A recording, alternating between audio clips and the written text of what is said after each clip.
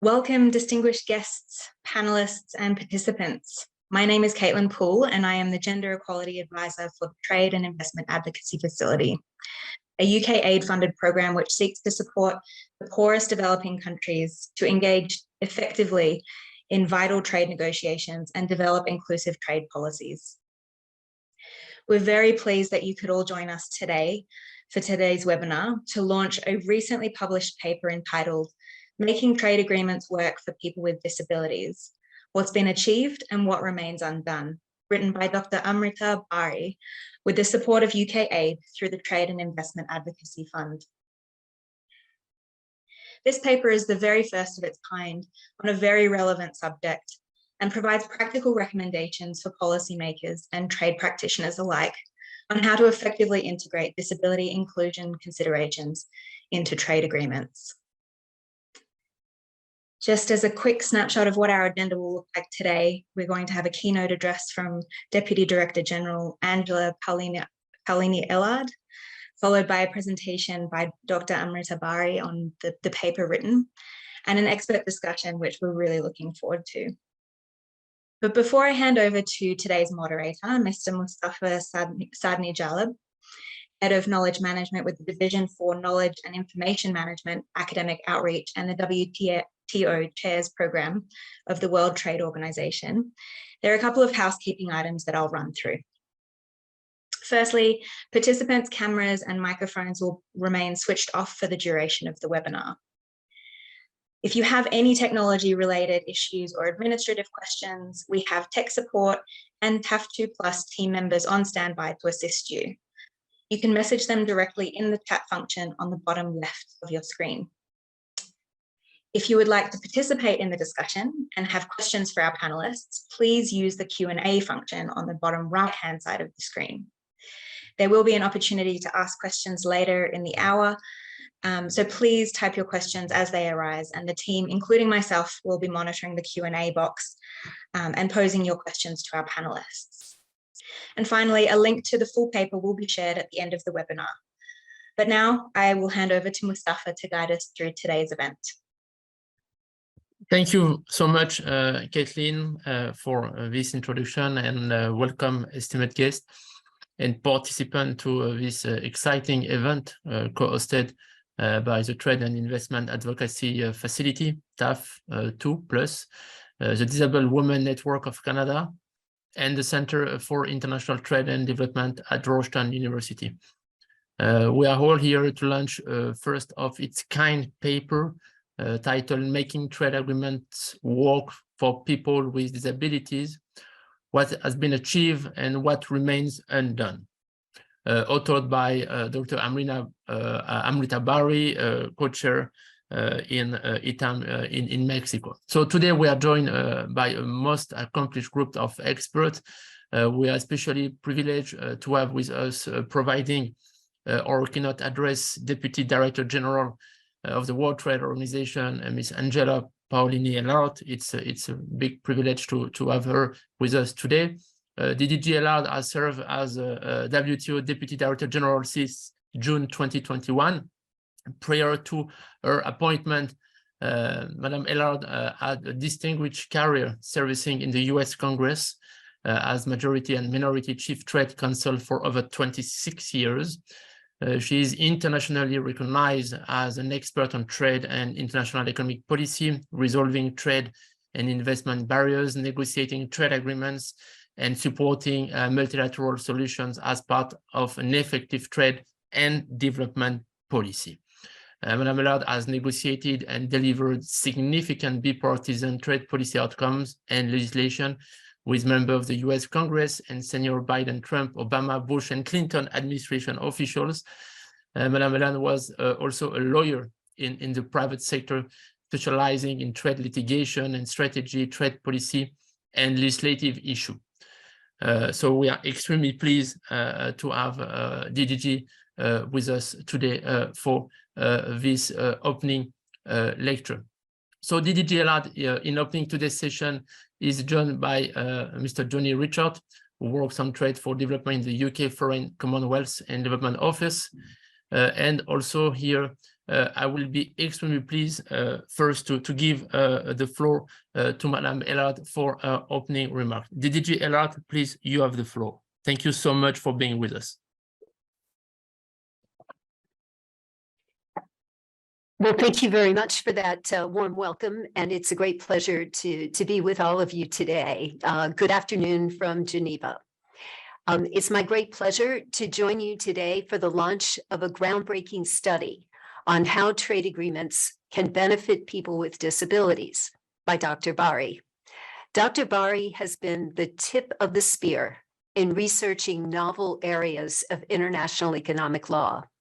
She was one of the first academics to venture into the area of trade and gender and has made an important contribution to the work of the WTO Trade and Gender Research Hub, most recently through participation in our first Trade and Gender Congress, which we held this past week here in Geneva.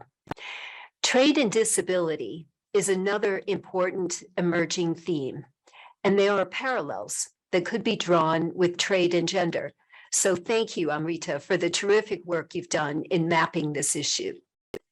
I would also like to thank the United Kingdom Foreign Commonwealth and Development Office, the Trade and Investment Advocacy Facility, and Cowater International for sponsoring the study and for providing organizational support.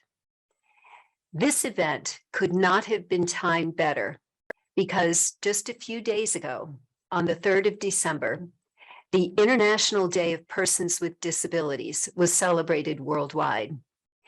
This day is observed to highlight issues that affect people with disabilities, to champion their rights, and to encourage increased assimilation of persons with disabilities into the socio-political, economic, and cultural aspects of life.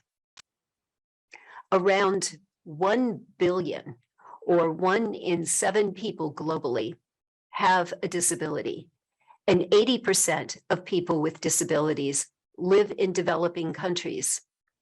Disability disproportionately affects women, the poor, and seniors. The numbers thus speak for themselves. Disability, even if sometimes invisible, is much more common than we may think. The multiple global crises facing humanity today, including the shocks resulting from the COVID-19 pandemic, effects of climate change, and the war in Ukraine and other countries, pose a significant threat to the global economy and create humanitarian challenges on an unprecedented scale. In such moments of crisis, it's often the most vulnerable, including people with disabilities, who are the most affected and forgotten. As summarized in Dr. Bari's study, persons with disability often face lack of access to decent employment, depressed wages, and working conditions, as well as a dearth of infrastructure, assistive products, and learning networks. They also frequently face discrimination and bias in the workplace. These barriers diminish their ability to participate in different aspects of society life, including the economic sphere, particularly employment. In line with the key pledge of the UN 2030 Agenda for Sustainable Development to leave no one behind, it's our responsibility to make the world a more accessible and equitable place. This responsibility is not only statutory. As Stephen Hawking famously wrote in his foreword to the World Report on Disability, we have a moral duty to remove the barriers to participation and to invest sufficient funding and expertise to unlock the vast potential of people with disabilities. To achieve this objective, governments, scientists, and the public and private sectors should work together to find innovative solutions for the disabled and weave them into the fabric of society.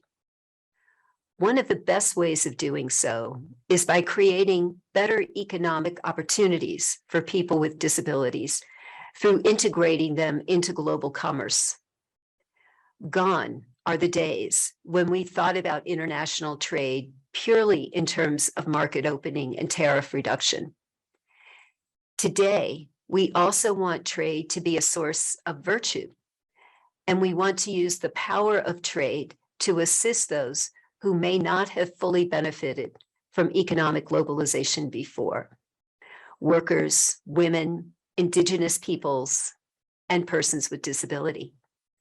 This is in keeping with the objectives of raising standards of living, ensuring full employment, and sustainable development, all enshrined in the preamble to the WTO's Marrakesh Agreement. Traditionally, new approaches to trade have been tested first in free trade agreements. For example, 34% of free trade agreements notified to the WTO contain provisions on labor, 60% on the environment, and 33% on e-commerce. Some of the approaches tried and tested in FTA laboratories subsequently make their way into the WTO negotiating agenda and agreements. Let's look at trade and gender, for example. Gender issues that have traditionally been addressed in FTAs made their way into the WTO some 6 years ago. And now the WTO has progressively turned from a gender-blind organization into a gender-aware one. And our members have been at the heart of this transformation. From the launch of the Buenos Aires Declaration on Trade and Women's Economic Empowerment in 2017, to the creation of the Informal Working Group on Trade and Gender in 2020, to the multilateral recognition of the importance of women's economic empowerment at the 12th WTO Ministerial Conference this year. I was astonished by Dr. Bari's finding that 27%, or almost a third, of FTAs notified to the WTO contain provisions on trade and disability, as opposed to only 20% on gender. These provisions provide for non-discrimination, compliance with labor rights and standards, and professional skills development for persons with disability. Given that we see more and more of this kind of clause being included in free trade agreements, it's possible that one day the issues of trade and disability could also be included in the WTO agenda. Free trade agreements are a useful tool that can help integrate people with disabilities into the economy and make the world more inclusive. For example, they could be used to incentivize negotiating partners to implement changes at a domestic level in exchange for market access. Trade liberalization can thus help create business and employment opportunities for the disabled and help them overcome barriers to participation in economic life. Dr. Bari's study is the first comprehensive study that maps out countries' approaches to incorporating provisions on disability into FTAs. Aretha has done the mammoth task of reviewing the 355 FTAs notified to the WTO and currently in force, and identifying the 98 of them that contain provisions on disability. She developed a typology of such provisions and grouped them into 6 categories. And she also made useful policy recommendations for future negotiations. I'm sure that this study will be enlightening and enormously useful for policymakers, negotiators, civil society, and trade policy aficionados. And for that reason, I'm so very glad that the WTO can be part of this process. So congratulations to you once again, Aretha. I'm looking forward to your introduction of the paper and to the discussion. Thank you. Thank you so much, DDG Elad, for your opening statement. And we are all inspired by your words to use trade as a powerful engine to leave no one behind. And this is something that we should all keep in mind when we are trying to support our member states in terms of trade policy formulation and implementation. So thank you very much. And we value very, very much also the fact that technical assistance, knowledge management, but also all the work that our chair in Mexico has been doing is something extremely important for the way forward. Now it's my pleasure now to give the floor to Mr. Johnny Richards, who works on trade for development in the UK's Foreign, Commonwealth and Development Office, where he is a team leader for analysis and evidence in the Economic Security Directorate. And we all know the importance to have evidence-based policy recommendation in the work, and particularly on trade policy formulation. He is an experimented economist and has worked for the past 8 years on research, analysis and evidence to support UK trade policy and Aid for Trade program. I think this question on aid for trade, but also investment for trade, you have seen the evolution also that our Director General wants to have in terms of aid for trade and investment for trade is also important. So I'm extremely pleased to now give the floor to you, Johnny, and also to thank you for the support you are providing in terms of helping in implementing this study. So Johnny, the floor is yours. Thank you. Thank you very much, Mustafa, and good afternoon to everyone. I'm from London. It's a pleasure to join you today. I will not speak for very long because I'm very keen we get on to the presentation, but just to make a few comments. So as mentioned, I work in the UK's Foreign, Commonwealth and Development Office, and part of the work we do there is our efforts to promote international development and poverty reduction through trade, and we do that through trade policy and through aid for trade. And one example of this is the Trade and Investment Advocacy Fund, which the UK supports. And they do really important work kind of supporting developing countries to participate in international trade negotiations and to benefit from trade agreements. And that includes practical support, but also importantly, kind of technical support and knowledge and evidence. And that's, as mentioned, that's essential to our efforts to kind of promote social inclusion within trade. So this is really important because we know that the trade, although we know trade is good, trade can play an important role in economic development, creating jobs and poverty reduction. We also know that trade has distributional impacts. It can create winners and losers, and it's vital that we understand that and we take that into account in our policy making. And this can include, different groups in terms of gender, in terms of indigenous groups, or as we'll be talking about more today, in terms of disability. So this kind of research is vital in these areas. And as has also been mentioned, this paper is at the cutting edge of issues in this area, and is kind of really important in terms of adding to the evidence base we have and creating that knowledge. So this is important because if we really want to have an impact and improve inclusion, the evidence-based policy is essential to understand the potential impacts of policy, to understand how trade policy can be used. Also important that we collect disaggregated data wherever possible, and that we learn lessons from previous experience in these areas. So if we want to have that impact, this type of knowledge and insight is really vital. And what's really excellent about this paper is it's very, very much focused on the policy recommendations, and providing a greater evidence base and a greater knowledge that we can use. So for that reason, it's incredibly valuable to policymakers like myself, and also it will help to bring forward the real impact that we can have on the ground in this area. So I'm really looking forward to the presentation and to hearing more discussion from the fantastic experts we have here today. And so I will leave it there. Thank you very much.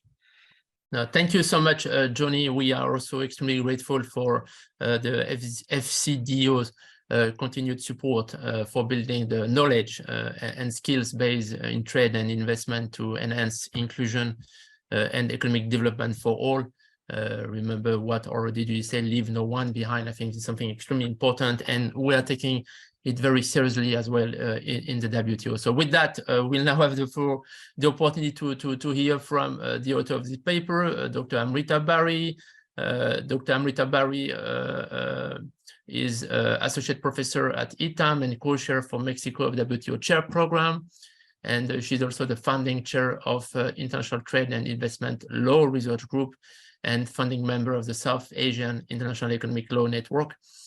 She has published extensively in the areas of international trade law, WTO dispute settlement, public-private partnerships for capacity building in emerging economies, RTAs, gender justice, and also recently working with UNECA on trade and gender in Africa. So it's also a privilege, Amrita, to give you virtually the floor to present the outcome of your important study. Amrita, the floor is yours. Thank you. Thank you so much, Mustafa.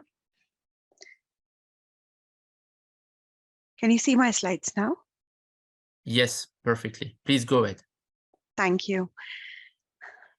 Thank you. I have no words to thank you, Honorable DTG Elad, for your immensely encouraging words and for being such a constant source of inspiration for us to carry forward our work in this field. Thank you for launching this study with us today. This study serves as an important reminder to us.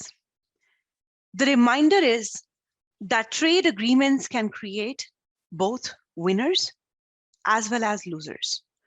So if trade policies are designed without taking into account their impact on who has more power and opportunities and who doesn't, these policies can only magnify the existing inequalities.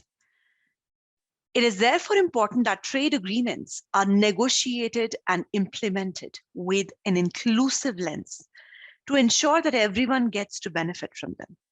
So the question we have tried to address in this study are whether trade agreements are appropriate vehicles to empower people with disabilities and increase their voice and visibility in foreign trade, and what role, if any, can they play in reducing the barriers that impede economic independence of people with disabilities.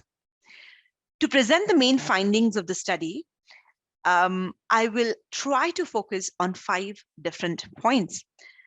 I will first set the scene by providing an overview on the kind of sustainability provisions the current trade agreements are most vocal about. We will then look at the barriers faced and how trade agreements can overcome these barriers. We will then look at some best practice examples. And finally, what remains undone so far. So let us start with the first point on sustainable development. But let me take a step back and question ourselves first. What are trade agreements? Well, they're contractual arrangements between countries concerning their trade relations. However, in the last few years, countries have sought to use such agreements to also achieve various non-economic goals. As a result, these agreements have started to show an impressive accommodation of several sustainable development goals, such as social justice, human rights, public health, labor standards, environment protection, and the list goes on. A WTO study has estimated that almost 75% of countries, WTO members, have negotiated FTAs, trade agreements, that include provisions on human rights. ILO numbers show that as many as 30% of trade agreements include at least one commitment on labor rights protection. Various studies have shown that as many as 18% of trade agreements have provisions on climate change and environment protection. And then when we look at gender equality, 21% of existing agreements in force and notified to WTO have at least one explicit commitment on gender equality. But when it comes to provisions on disability inclusion, this study finds that over 27% of trade agreements have at least one disability explicit provision. That is to say that out of 355, 98 are found to have at least one explicit provision that seeks to protect the interest of persons with disabilities. So clearly, there are more agreements with explicit provisions on disability than on gender, than on climate change. Yet, the intersection between trade policies and disability inclusion is a subject that has so far been ignored. While discussions on the relationship between trade agreements on one hand and on the other gender equality or labor or environment for that matter have made headlines for the past 2 decades, there's absolutely nothing written or said about people with disabilities and trade agreements, in spite of this impressive number in the existing agreements. This new study seeks to fill that gap as it prepares a case for making these agreements work for the benefit of people with disabilities.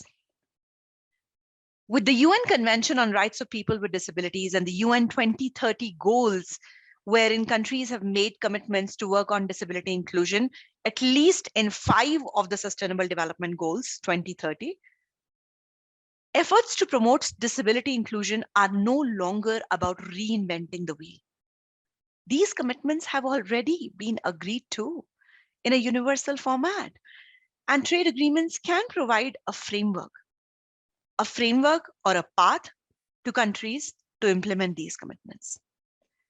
Yet, most of these agreements that currently include disability explicit provision are only negotiated by a very small number of countries. Now, this slide here identifies the countries that have led the inclusion of disability inclusion provisions in their agreements. The countries or blocs that have led this count are UK, the region of European Union, US, Singapore, and Chile. The UK in this respect is a front runner as it has included disability explicit provisions in over 55% of its recently negotiated trade agreements. But an important thing to note here is that countries that have included commitments relating to the protection or promotion of people with disabilities so far are all developed countries, with very few exceptions. And now this fact or this finding does not sit well with the fact that, as per WHO, 80% of 1 billion people worldwide with a disability live in developing countries. And that brings me to my second point, the barriers. People with disabilities face many barriers that impact their abilities to participate in different aspects of lives. In this study, we focus on the barriers that impede access to economic opportunities. Honorable DDG Elad has beautifully highlighted these barriers, so I will not get into the barriers part. Now, moving on to my third point, can trade agreements help overcome these barriers? Yes and no, because trade agreements and disability inclusion share a double-edged relationship. Yes, they can help. Let me give you 3 reasons. First, trade agreements can help if countries can negotiate preferential market access commitments that can help in reducing the cost and increasing the availability of assistive devices in their countries. Second, trade agreements can help in creating an inclusive trading environment by discouraging discrimination and encouraging non-discrimination based on different abilities. And third, they can help by creating more business and employment opportunities for all, including for people with disabilities. Now, let us go on the other side of the table, because foreign trade policies can also negatively impact the lives of people with disabilities. First, trade liberalization can reduce the policy space for governments to provide publicly funded medical and social protection benefits, which in many places has led to privatization of medical industry. Second, with increased levels of trade liberalization, restrictions on subsidies, for example, have had a negative impact, as they have deterred countries from offering financial benefits for the manufacturing or sale of assistive devices. And with all of this, with privatization of medical industry and entry of foreign-owned firms into health sectors, the prices of assistive devices and pharmaceuticals have gone up. And finally, the protection of intellectual property rights and trade agreements has not helped, because that has further pushed up the cost of assistive devices and medicines. So trade agreements can get hijacked by special business interests. Yet, if they are designed well, they can be an effective tool to overcome the barriers discussed before. But more disaggregated data is needed to understand this relationship.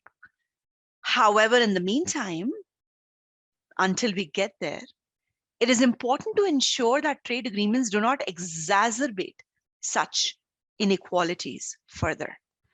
One way to ensure this is for countries to include relevant commitments in their future trade agreements. But the key question is, how far can these agreements go? And that brings me to my fourth point, the best practice examples. Several trade agreements have vocalized the rights of people with disabilities. However, most of them have only included implicit commitments that relate to the protection of interests of disadvantaged groups or vulnerable groups, which may or may not include women, indigenous people, people with disabilities, and others. And then we find some mentions which are explicit in nature. As countries have gone ahead to negotiate domestic policy commitments where they promise to change their domestic laws to eliminate discrimination and protect rights of people with disabilities.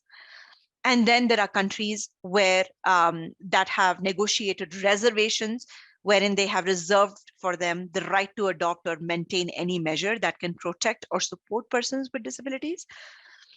We have some trade agreements where cooperation-based actions and provisions get featured that can help in increasing the voice and visibility of people with disability by focusing on job creation, education, skill development, and vocational training. So a lot has indeed been achieved, but a lot more remains undone. And that brings me to my final point, the recommendations. Let me only mention 3 of them for the sake of time here. First, agreements need to define the expressions relating to people with disability in their trade agreements. Simply because the broad and undefined scope of disability or related words, which are often being used in the trade agreements so far, could allow countries to disguise an illegal protectionist measure and justify it as under one of these provisions. So these measures and these provisions, if added without defined scope of such fundamental concepts, can lead to fears of protectionism. Second, almost no FTAs so far contemplate how such commitments could be implemented or enforced.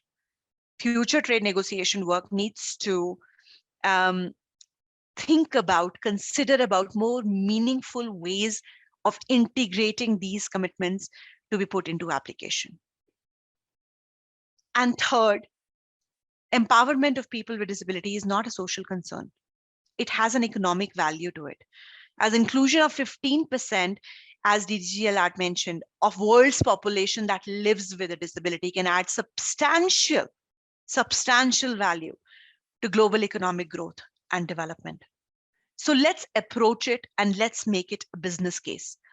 Because we have seen with the journeys that labor standards, environment standards, and gender equality have taken in trade agreements, that unless we make it a business case, it doesn't work, especially in the context of trade policies. More importantly, and I will end here, the key challenge for us right now is to keep this discussion going. I hope this presentation has motivated you to read our study on this work. Thank you for listening to me. And thank you once again, Honorable DG Elad, for launching this study today, because that makes for us all the difference. Thank you so much, Aretha, for your very comprehensive presentation and also the main takeaways you are offering at the end of your presentation. So now I will invite our panelists to comment. Contributing to today's discussions, we are grateful to have a range of leading experts joining us this afternoon or this morning, depending on where you are in the world. So we have three discussants. First, we have Ms. Bonnie Brighton, who is the Chief Executive Officer at DAWN Canada.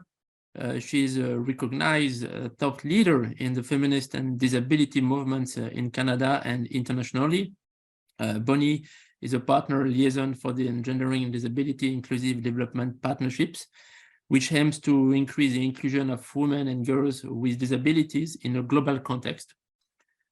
She also serves on Minister Quadford's Employment, Workforce Development and Disability Inclusion of Canada, Disability Advisory Group, and Bonnie has contributed to several anthologies, including A Bold Vision and Living the Edge, a Disabled Woman Reader, and the newest release 2021 from Inanna Publication. So welcome, Bonnie, and thank you for being with us. We have Professor Catherine Kuhlman, who is a visiting professor at Georgetown University Law Center and president and founder of the New Markets Lab. Her areas of expertise include law and development, comparative economic law, and international trade law. Prof. Kuhlman is also a senior associate with the Global Food Security Project of the Center for Strategic and International Studies. What an important topic, particularly with the current food crisis that we are observing right now in many places. She's also a member of the Trade Advisory Committee on Africa at the Office of the U.S. Trade Representative and member of the Bretton Woods Committee, so making also perfect triangulation between monetary, financial, and trade dimensions. So thank you very much, Catherine, for being also with us this afternoon. And last but not least, we have Graham Mott, who is an Economic Affairs Officer in the Office of the Director of the ITC, the Division of International Trade and Commodities, not very far from the WTO HQ here in the Palais des Nations, United Nations Conference on Trade and Development in UNCTAD.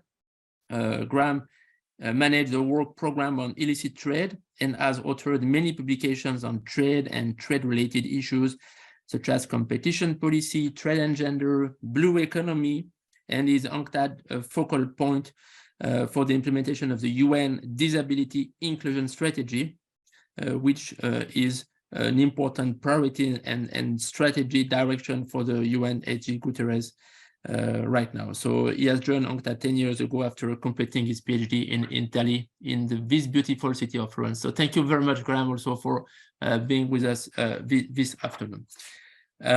So without any transition, I will now offer the floor to Bonnie to make her comments and suggestions. So Bonnie, the floor is yours. Thank you. Thank you so much, Mustafa, and wonderful to be on this panel with you, Katrin and Graham. And of course, a huge thank you to Aretha for what she's presented us with and the opportunity that it is for this discussion. And to Madam Paul Ellard also, of course, for joining us. And I'm very honored to be part of this panel. And I want to thank the tip of the spear again, Aretha, for taking on this important research, and to the other partners who funded and supported it today, and its release today, I should say. This event coincides with a really important moment for Dawn Canada. For nearly 40 years, we have been doing this work across Turtle Island, and beginning in 2008, when I first began it, our national head office was established in Kanakaha, the nation's national territory of the people of what we would probably would recognize as Montreal. So I think one of the things that becomes interesting in terms of what we've heard today is that Dawn Canada actually just released a new mission statement. After nearly 40 years, our new mission statement is that Dawn Canada is an intersectional feminist cross-disability human rights organization, and that's a mouthful, but it's important to understand context, that works to address systems of oppression. Dawn Canada's original mission statement holds also, which is to end the poverty, isolation, discrimination, and violence experienced by women and gender diverse people with disabilities and deaf people.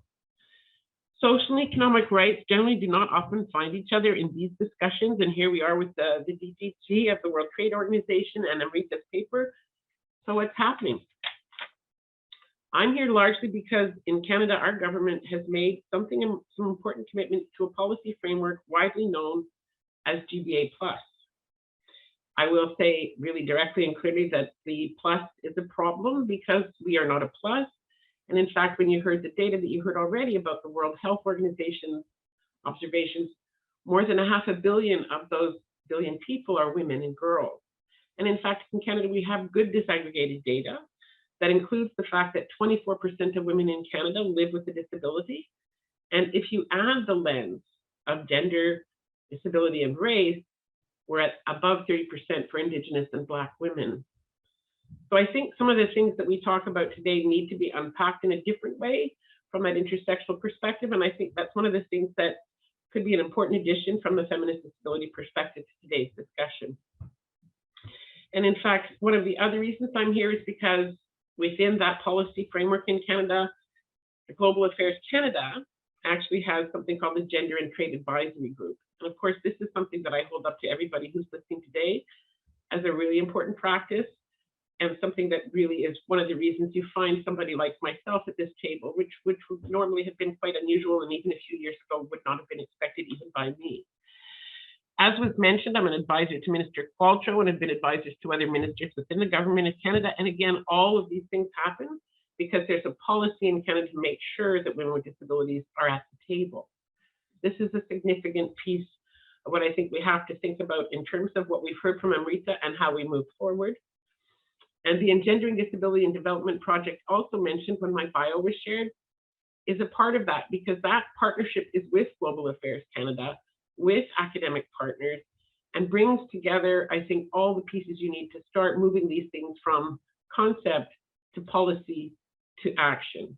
Because you have research, and if you have research and you don't take it, and again, this is what we've heard from Aretha, we have to keep moving this forward, things don't change. One of our goals at Dawn Canada is to work with Global Affairs Canada to see that the feminist international assistance policy that Canada is so widely regarded for is more focused on women and girls with disabilities. My own experience with trade agreements is very limited, but I certainly have a lot of views in terms of the importance, and had an experience several years ago with a colleague who came as a visitor to Canada with myself. We started to think about an economic project that we could undertake together and started to focus, interestingly enough, on a supply chain problem for medical devices in the Caribbean region. And that was because we understood from women we knew in the Caribbean region who are women with disabilities leaders that there's a supply chain problem and therefore an opportunity. Nothing, however, was in place for us to do anything except speculate about how important it would be to think of how we could develop a supply chain opportunity between Canadian women with disabilities and women with disabilities in other countries. I'm so sorry. Who forgets to turn off their phone? And I think, again, in terms of some of the things that Aretha shared with us, including the newest US-Canada-Mexico trade agreement, that earlier work that was done by Professor Steenstra, who's also part of that work that we're doing with Global Affairs Canada, did a study in 2004 of NAFTA. So I think, like I said, if we look all the way back and we look to where we are today, I don't think there's any question. There's ample opportunity ahead, but it has to be moved in the way that we've seen this conversation being held with the World Trade Organization beside us is a really exciting indicator to me that we can do something. But it has to be more than just a discussion today. I think one of the things that I wanted to do just quickly before I turn it over to the next panelist was just to talk a little bit about the recommendations we heard from Aretha. The definition of disability is, of course, really important, and to understand that making sure that that's a universally understood concept, and again, that in addition to sexism and racism, that ableism is a word we use because ableism is what has prevented people with disabilities from being part of these conversations. It's not us who are vulnerable. We have been vulnerabilized by policy. Women with disabilities, people with disabilities have the same capacity as anyone else, but we have to have the resources to do that. Good trade agreement policies are going to be a part of how we make that happen. So again, around providing for implementation and enforcement, I think that's really key, and it's really important to understand that accountability goes two ways, and that government partners are civil society organizations, and that governments need to think about how they report to civil society about their progress, and if they aren't making that progress, they reach into our community to understand why they're not achieving those goals. Collect to inform the content and scope of disability provisions. Disaggregated data, my goodness, this is so critical. And I will say again, that the siloing of this around it being about disability alone would be a mistake. And that I have to say that again, we've talked about gender, we've talked about Indigenous people, we've talked about people with disabilities and women, but we're not talking about people unless we're talking about them and understanding that intersectional human rights means, depending on what your situation is, that discrimination could be based on your gender or on your disability or on your indigeneity, and that we can't allow ourselves to fall back into those silos.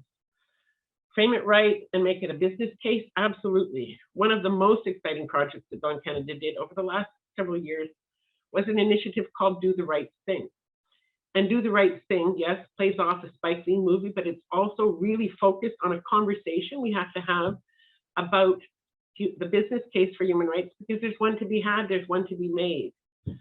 So I think I should probably leave it there. I think saying that we want to reaffirm our commitment to UNCRPD is important, but also to CEDAW, also to UNDRIP, also to the Covenant on Economic and Social Rights, because all of them have an impact on people with disabilities, because we're not sort of this monolithic community that fits nicely into that silo. And it's the silos that I really urge everyone here to understand that are part of the reason you find women with disabilities so marginalized, when we are the largest, most underserved, poorest population in the world. Thank you. Yeah. Thank you so much, Bonnie. I think you capture also important point regarding this study about ideas, concept, policy, action, implementation, monitoring, data. I think you really nailed it, and you provided very, very also interesting comments, and I will come also at the end of this presentation to provide also maybe some summary. So thank you so much, Bonnie, also to recall the important role of Global Affairs Canada as a major partner as well in this area of action and policy. And now I'm extremely pleased to give the floor to Prof. Catherine Kuhlman. Catherine, you have the floor for your comment. Thank you. Thank you so much. And it is really such an honor to be here today. I am just going to make a few comments about how trade agreements can empower people with disability a bit more broadly, and then I'll speak a little bit about the types of provisions that we might think about in this context. And in addition to my teaching position at Georgetown, I'm also the co-director, the faculty co-director of a new center that we set up earlier this year, focused on inclusive trade and development. And we're honored to be co-sponsors or supporters of this event. I just want to say, like, this is exactly the kind of conversation that we need to have and the kind of research that needs to be done in order to make trade more inclusive, which we really think is the future of the conversation on global trade. So it really is great to be here. And I want to congratulate Aretha on this excellent and groundbreaking study. It is such an important dimension of making trade more inclusive, implementing the UN Sustainable Development Goals, as Deputy Director General Ella mentioned. And honestly, I just can't believe that we're just having this conversation, but hopefully this is just the beginning. I'm joining actually from Geneva, where I just participated in the WTO World Trade Congress on Gender. And I feel like there are a few takeaways from that conversation. I know that's been mentioned some already, some of the parallels with gender, but I just want to note a couple of things that just really strike me coming out of that conversation. The first one is that trade is not neutral. It impacts different groups and different communities differently. And I'm so glad that we are finally realizing that, but we have so much more to do to really think about how trade policy and trade law can be used as that incredible tool that it is. Second, benefiting from trade is not automatic. And we really need to think about how we can actively ensure that the real challenges faced by vulnerable communities and those with disability are taken into account in order to craft trade rules that really address these things. And that's part of what I want to focus on today, is how can we make this a little bit more specific? I think just as DDG Ellard said, just seeing the breadth and of the provisions that are already out there is quite astonishing. But it seems to me that maybe more depth is needed. Third, I think we need to have action from both the top down through international law and from the bottom up. And Aretha mentions this in her study through, bottom up, I mean, domestic law, domestic institutions. This is where a lot of my work has focused, how to combine these. I've developed a methodology for inclusive law and regulation that links the top down and the bottom up, and I think has a lot of relevance here. I'm kind of excited to go back to that and think about this discussion. And I would just say, finally, in the kind of broader contextual points, this process of linking barriers with interventions from the top down and bottom up is going to just need a lot more focus in order to, as Amrita writes, enhance participation and benefit. So maybe I'll just then say a little bit about what kinds of provisions negotiators might consider and include in order to really help make these, challenges something that can be addressed through trade rules, trade policy. So like other social issues, what I have seen from Amrita's research is that disability tends to be contained in more general, more aspirational provisions. The content is often largely focused on cooperation, sometimes on exceptions, so that governments have the ability to create their own laws and regulations in this area, and sometimes reaffirmation of other commitments. This is all really important, but I think that general provisions, they can shine light on the importance of an issue, but sometimes then we need more detailed provisions to really address barriers. Again, there are a lot of parallels with gender, and just as is true there, the context really is not sufficiently focused on as we've been creating rules. Not so far. I think we are, hopefully moving in that direction. There are also a lot of links with labor, as Amrita's paper notes, where non-discrimination is an essential aspect. Her recommendations, I think, kind of go to some of what needs to happen. And I thought Bonnie did a great job pulling those back in. I would say in a trade agreement context, the definitions really matter. Really providing for implementation and enforcement, as Amrita notes, that matters a lot. Reaffirming commitment to, the UN Convention on the Rights of Persons with Disabilities, for example, would be something that would really matter in a trade agreement context. And Amrita talks about linking to other aspects, SMEs, CSR, investment, market access, and digital trade. So I'm just going to give a few really quick examples and then I will stop. One would be, I think, provisions on digital inclusion. We see this in some places, like the Digital Economy Partnership Agreement, but I think that needs to be expanded to include those with disabilities. From the bottom up, we sometimes see this in protected groups and domestic data privacy laws that could also be incorporated into trade agreements. And then I would recommend, maybe going beyond some of these aspects. Amrita notes the importance of financial inclusion that would necessitate looking at services dimensions of agreements and services schedules. And a few other quick examples, more differentiated provisions, more flexible approaches, so that also there's a way to deal with challenges as they arise. Provisions that enhance equity and engagement in the trade rulemaking process. I think that's very important too, and a big part of the bottom-up part. And then ways to concretely address regulatory hurdles affecting people with disability, and improved implementation, I think overall is something.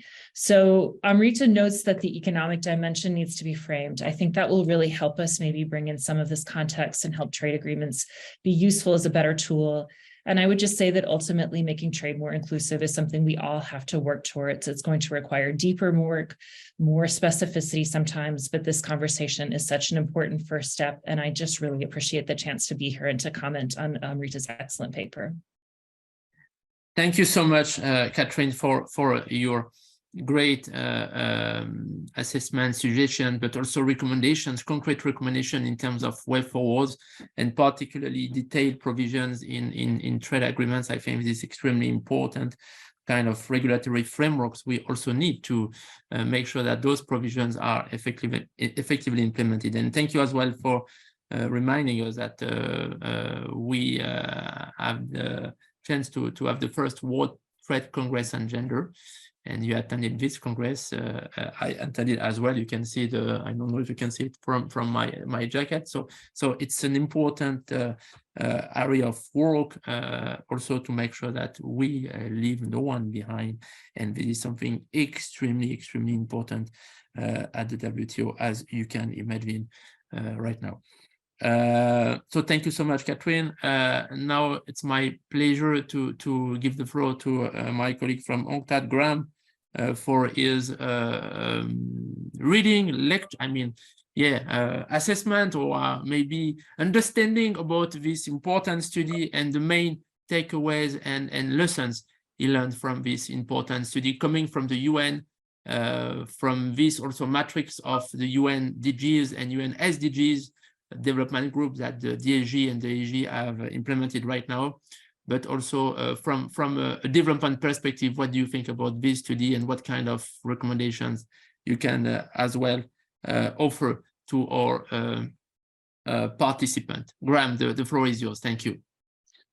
Thank you very much, Mustafa. I'll try and fit as much in as possible as time allows. I just want to thank again, echo the other panelists, thanking the DDG Ellard for the great opening speech, and of course for Aretha for undertaking what is a monumental task and a great study that is really, as we said, at the forefront of trade and disability. And I think this is, as we said, it's a really important discussion to have, and it's an important discussion to continue after this. And we very much hope that UNCTAD will be part of that discussion. As has been pointed out, in some ways that trade and trade liberalization, we know it brings great benefits in terms of employment growth, technology transfer, etc. But it's not always been successful in taking along vulnerable people with it. We know that a necessary step to making trade contribute to sustainable, to inclusive development is to broaden the number of winners that that trade creates. This rising interest that we have of the emerging issue of trade and disability is a sign that we're going in the right direction towards the fulfillment of SDG 17 and using trade as a tool for development. We can look at other progressive issues that trade is incorporated or tried to incorporate in terms of environmental preservation, labor rights and gender equality, and inclusion and discussion on disability is obviously a welcome addition to that.